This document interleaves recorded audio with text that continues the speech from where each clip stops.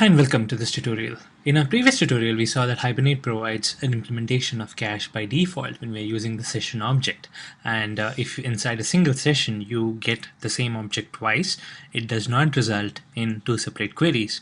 Whereas if you open a new session and then get the same object in the new session, then it's going to fetch data from the database and it's going to return in a query.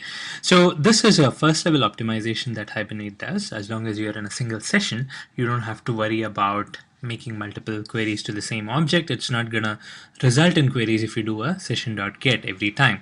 We also looked at another way in which we can configure the cache, which is the second level cache.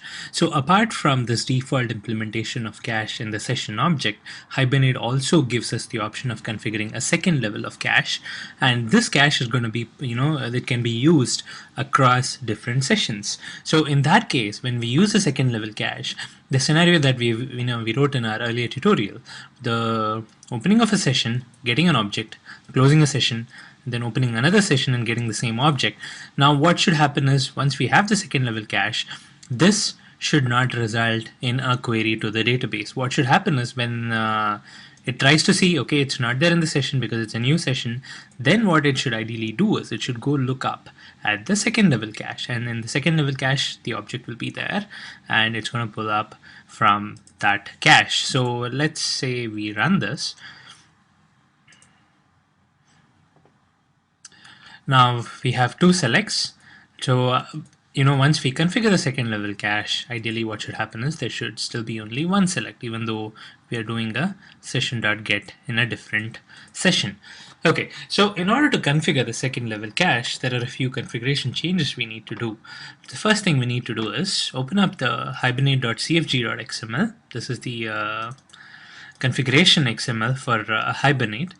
Note that there is this element over here which is called cache.provider class, and then it has been set to org.hibernate.cache.nocacheprovider, and the comment says disable the second level cache. So that's that's happening right now.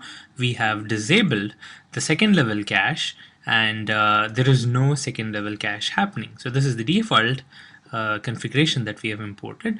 What we can do is we can change this configuration in order to implement the second level cache. Now what would be the value over here? So this value would be the class of the cache implementer or the cache provider.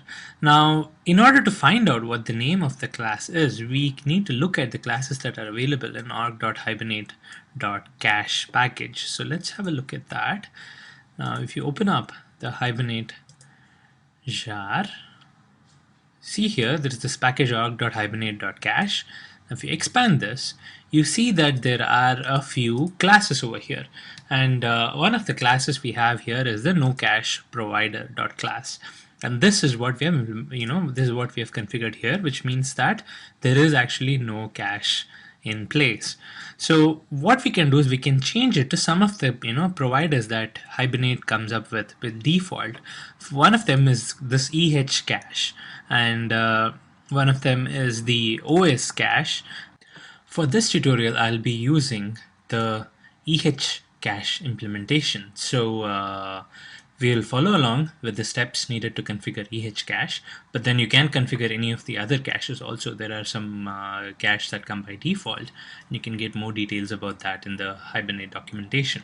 So in order to configure EH cache as our cache provider, so what I need to do is I need to provide the name of the cache provider class. This is not the actual class name.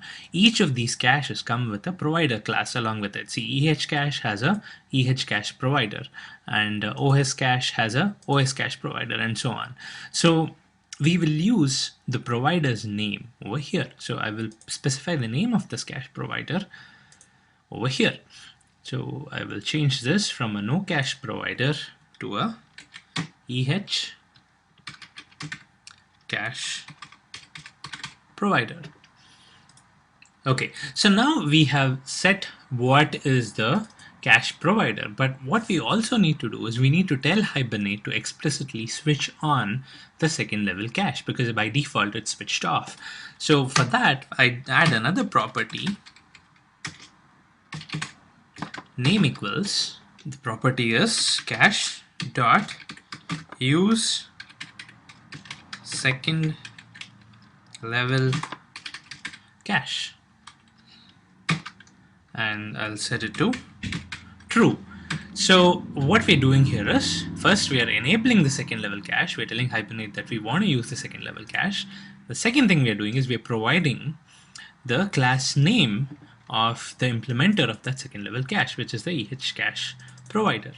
Now that we're using ehcache provider, what we need to do is, okay, first let me change this comment here because that's no longer valid. Okay, now this is our second level cache configuration. I'll save this. Now, in order to use this second level cache that we have mentioned over here, what I'll do is I'll go to the ehcache site and I'll download the ehcache jars so that I have the latest jars available in my class path. So I've actually gone ahead and done just that. I have the ehcache downloaded over here. It's available at ehcache.org.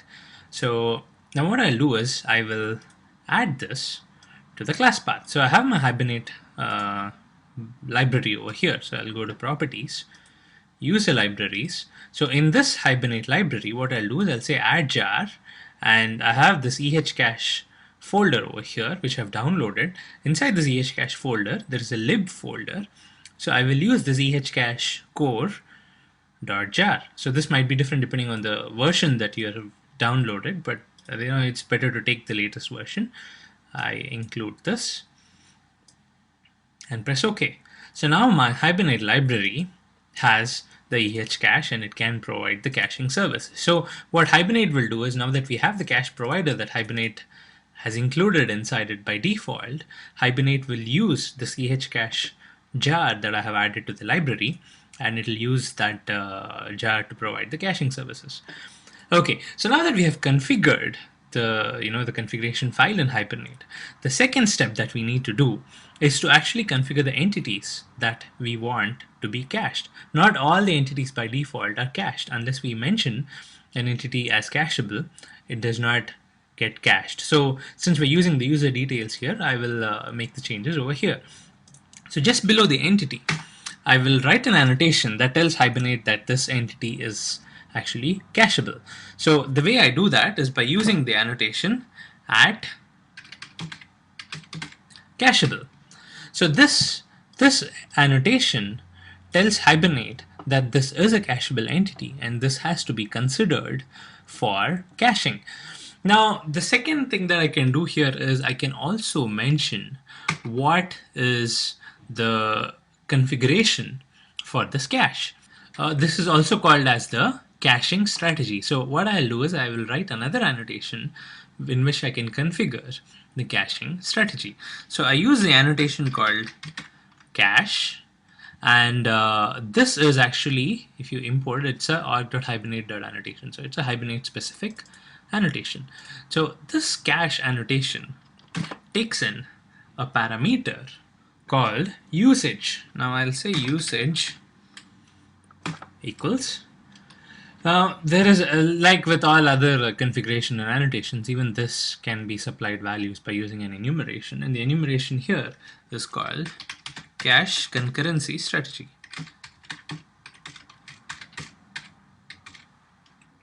Okay, now this cache concurrency strategy has a few values. We have read-only, read-write, non-strict read-write, and transactional. So what these values do is they tell Hibernate how you want the cache to be configured as.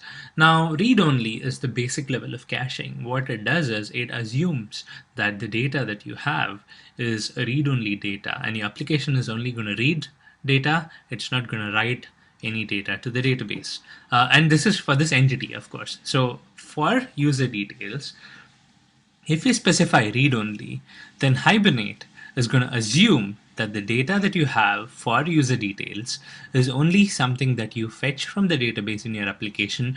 Your application does not write any user details data back to the database. So this is the simplest of the caches. What Hibernate does is it just pulls up all the data. Once you have the data in the cache, it's not going to worry about whether the application modified it or not, whether it has to clean the cache, update the cache. All those things are not going to be checked. it's going to assume that it's a read-only data, and so once the data is there in the cache, Hibernate is not going to worry about it. It's going to just supply value to the application from the cache itself. The next thing is read-write. This is where you're telling Hibernate that no, I don't have read-only data, I have read-write data. The application might write data back to the database for this entity. And now what Hibernate does is it keeps track of what updates have happened, and if there is an update, it updates the cache accordingly. So all these optimizations are done by Hibernate.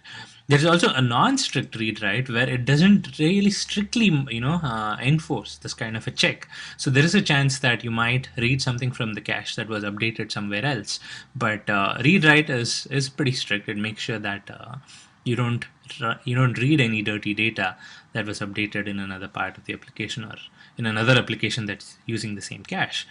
Transactional is the strictest of all. It makes sure that a cache is on a transaction to transaction basis. It's actually good to go for a read write, because in the case of transactional, you're not achieving a significant benefit when it comes to having a second level cache.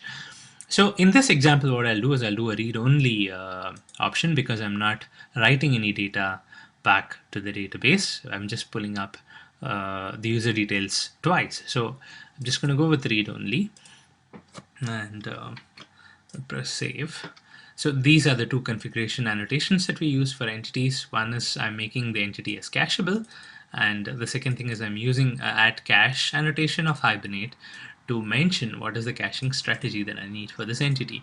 So of course it goes without saying, different entities can be configured in different ways. We can make an entity cacheable or not, and of course once you make the entity cacheable, you can configure how exactly the caching is happening. Okay, so now that we have set these two files, well, now we are ready to run this again. So now, this is the result of our previous run. It ended up in 2 selects. Now the same code I will run again, and let's see how many selects it comes up with. Okay, there you go. It's just run 1 select. And the reason for that is, after the first select, what Hibernate has done is it has added this user detail object of primary key 1. It's added this object into our second level cache, which is the cache implementation. And now that we close the session, the object is still in the second level cache. And now when I open a new session and I'm asking Hibernate to get the same object, instead of directly going to the database, first it checks the second level cache and sees if the object is already there. Now that it finds the object, the second select is not there. It pulls it up from the second level cache and it assigns to the user, and that's the reason why we do not see the second select statement here. So this is a high-level overview of how you can use cache in order to minimize the the number of round trips to the database.